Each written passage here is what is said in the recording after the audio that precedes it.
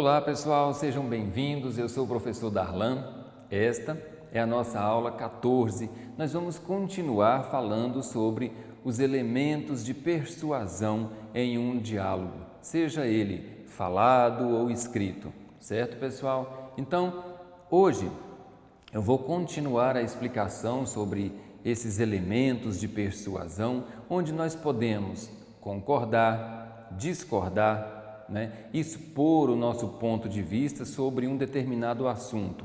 Isso é muito importante porque no dia a dia, na nossa rotina, nós usamos muito os elementos de persuasão. De olho na tela, eu vou colocar os slides para vocês e a gente vai rever alguma coisa que a gente fez na aula passada e também vamos ver assunto novo, palavras novas na aula de hoje, a aula 14.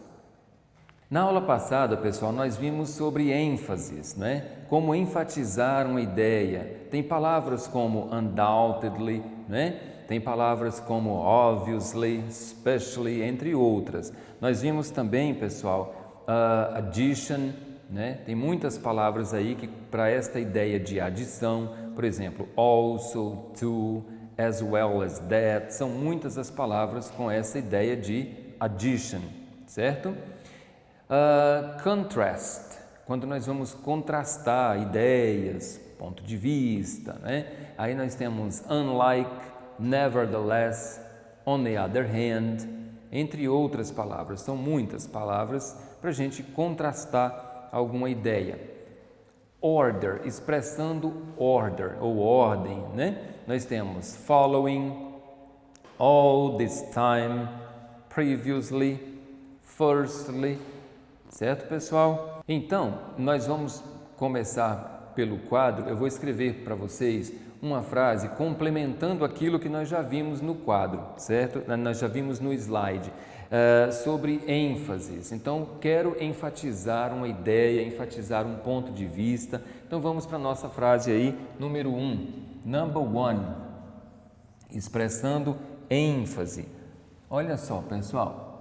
I, que é o meu sujeito, I like, eu gosto. Eu gosto de quê? I like palmas. Lembrando, pessoal, que nós não temos aí a preposição de que nós temos no português. I like palmas. Já é eu gosto de palmas, Aí agora, olha só essa palavrinha aqui. Indeed,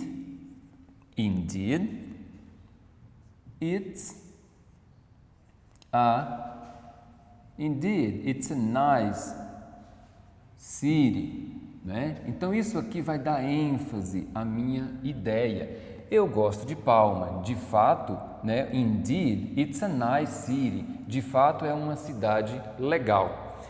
Se eu tiro essa palavra indeed, a minha frase vai continuar fazendo sentido, Eu gosto de Palmas. Esta é uma cidade legal. Agora a palavra indeed vai dar uma ênfase à ideia, tá bom? Que Palmas é uma cidade legal. Essa foi a nossa frase número 1, falando aí sobre ênfases, Agora vamos continuar então falando sobre ordem, Ordem lembra o quê? Os numerais ordinais, lembram deles? Primeiro, segundo, terceiro, quarto e assim por diante. Não só número ordinal, mas a ordem cronológica que as coisas acontecem, Primeiramente, segundamente, ou primeiro, segundo, terceiro. Isso aí está presente na nossa rotina do dia a dia. Imagina uma corrida, por exemplo, a corrida de São Silvestre, que é bem famosa. Tem o primeiro, segundo, terceiro lugar. Quando você vai expressar um ponto de vista, argumentar alguma coisa, você pode estabelecer prioridades. Primeiro isso, segundo isso, terceiro isso. Então, você usa da mesma maneira. Vamos para a nossa frase número 2, então? Number 2, frase número 2, falando sobre ordem. Number 2. Firstly, Aqui, ó. Firstly, tá. Firstly, primeiramente, Firstly, I would like Lembra, pessoal, que esse would aqui nós já vimos em uma aula anterior. Ele é um modal verb. Ele tem o poder de colocar o meu verbo no futuro do pretérito. Gostaria, faria, compraria, né?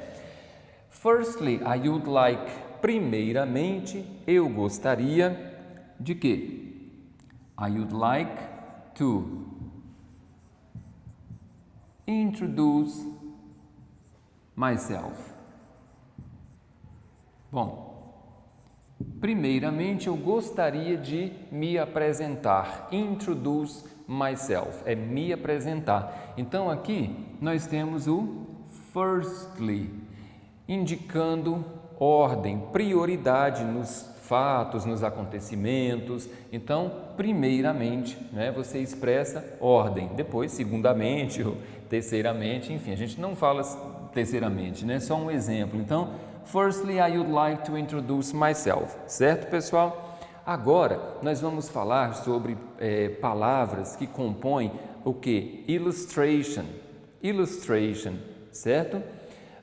Illustration, pessoal, é onde você vai firmar ainda mais as suas ideias, os seus argumentos, né? Mostrando ilustrações. Mas que ilustração, professor? São figuras? Não, são palavras que vão explicar melhor o conceito, a ideia, o valor que você quer passar. Ok? Então, pessoal, dentro aí de illustration, vamos ver a nossa frase number 3.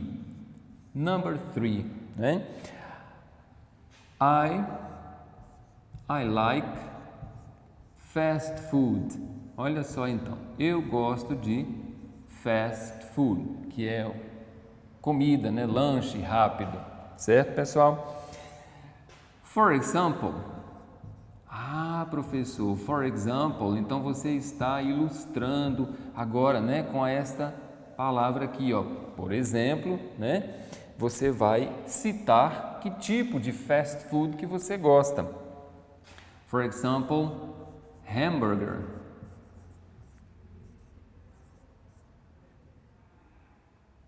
Hamburger. For example, hamburger and chips. Lembrando que o and, pessoal, também, né, conecta ideias, né? Isso aqui é uma conjunção, né? Está relacionada à ideia de adição. Lembra que nós vimos isso na aula anterior. I like fast food, for example. Então aqui está ilustrando, né? Exemplificando o que eu estou dizendo. E aqui vem a ideia de adição, não só de hambúrguer, mas também de batata frita, chips, hamburger and chips. Beleza, pessoal? Então isso aí é sobre ilustração. Agora, nós temos comparação. Vamos observar o slide na tela? Para ilustrar a ideia de comparação, nós temos similarly, equally, likewise, just as, just like, compared to, same as. É uma infinidade de palavras que expressam essa ideia de comparar, né, ideias, valores, etc. Então, a nossa próxima frase é justamente sobre comparação. Vamos ver então como que vai ficar a nossa frase number 4, número 4.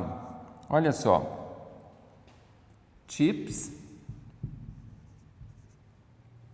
in England, quer dizer, batata frita, né? Chips in England, na Inglaterra, né? Is just like. Esse just like, pessoal, tá dando ideia de quê? De comparação. Chips in England is just like French fries.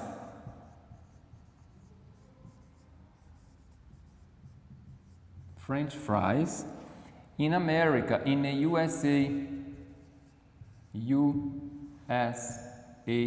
Então aqui está dizendo o seguinte, pessoal: batata frita, chips, na Inglaterra, é o mesmo que, né, just like French fries in the US. Então está comparando duas palavras, né, da língua inglesa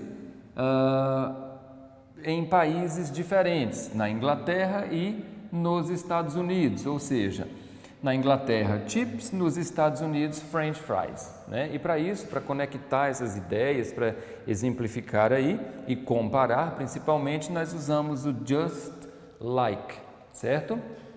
Just like. Seguindo mais um pouquinho, pessoal, nós temos summary. Summary vai dar a ideia de resumo, né? De quando você já expressou a sua ideia, quando você já falou o que tinha que falar, e daí você vai recapitular. É o que nós vamos tentar fazer na nossa aula. Depois da explicação, eu venho com a revisão do final, né? É aquele geral. Então, fazendo um apanhado seria o summary, resumo. Pessoal, vamos olhar então na tela as palavras que vão resumir esse resumo aí é briefly, in short, in conclusion, to summarize, all together, to sum up. São muitas palavras que expressam essa ideia de resumo, né? E a nossa frase, pessoal, número 5, nossa frase número 5, então, é sobre resumo. Olha só como que vai ficar, então. Number 5. In short, quer dizer, isso aqui já significa em resumo. In short, né? Encurtando, abreviando, né? This was é o meu verbo to be, is, no passado. In short, this was a challenge year. Ah, sim. Em resumo, este foi um ano de desafios, né? Está sendo, porque o ano não acabou, mas, em resumo, in short, this was a challenge year. Essa in short expressa, então, uma ideia de resumo, de conclusão, certo, gente? Então, vamos continuar no próximo slide. Nós temos aí ideias de reason, né? de razão, explicando o motivo disso, o motivo daquilo, né? Que são because of, with this in mind, in fact, in order to, due to. Nós vimos isso na aula passada. Condition é o segundo quadradinho aí. If, in that case, in case, unless, né? Concession, nós também vimos. Ideia de concessão. Não, nós não vimos de concessão, mas vamos ver agora, certo? E generalization também, que são ideias de generalização, tá? De forma geral e tudo mais. Então, gente, a nossa frase número 6, number 6, é justamente sobre condition, certo? Que nós já vimos não nessa aula, mas em uma aula passada, nós vimos sobre condicional e eu vou começar com a condicional, o if, é o nosso se do português, né? If it doesn't rain,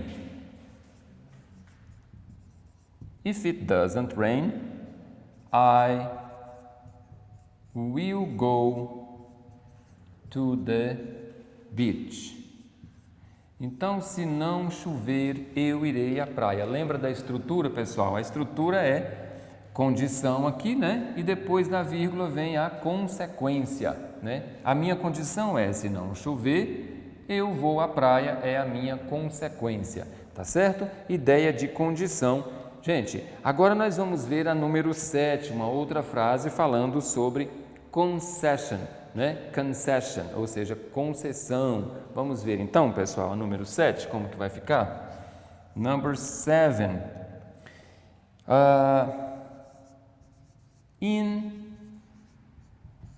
In spite of the problems,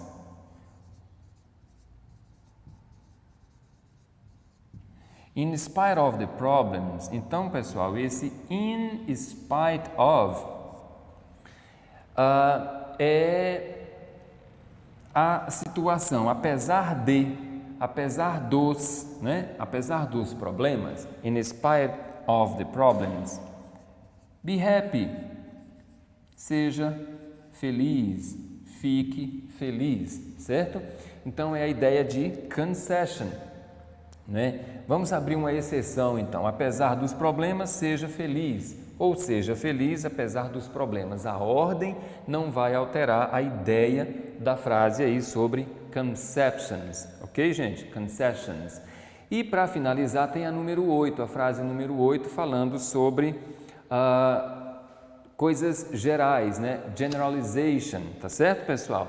Então olha aqui na tela, number 8, no quadro, aliás, number 8. As a rule, we must, lembra, pessoal, do must, que ele também é um modal verb, né? Nós vimos em uma aula anterior, ele dá a ideia de obrigação, de dever ou de conclusão. As a rule, we must wear masks. Então, devido ao que nós estamos vivendo, né, na atualidade, o mundo inteiro, aqui diz o seguinte, como regra, as a rule, né? We must wear masks. Nós devemos usar máscaras. Tá bom, pessoal? As a rule, we must wear masks. Esse wear é usar, o verbo usar, quando se trata de roupas e acessórios. Tudo aquilo que você coloca no seu corpo, wear, né? Diferente de um computador que você usa, aí o verbo é outro. Mas aqui, como é um acessório, wear. Pessoal, e assim nós finalizamos a nossa aula de hoje. Então, muito obrigado pela atenção de vocês. Tendo dúvida, recorram ao professor da sua escola, certo? Não esqueçam de acessar o Palmas Homeschool ou a plataforma do YouTube para rever estas aulas. Um forte abraço e até a próxima. Bye, bye.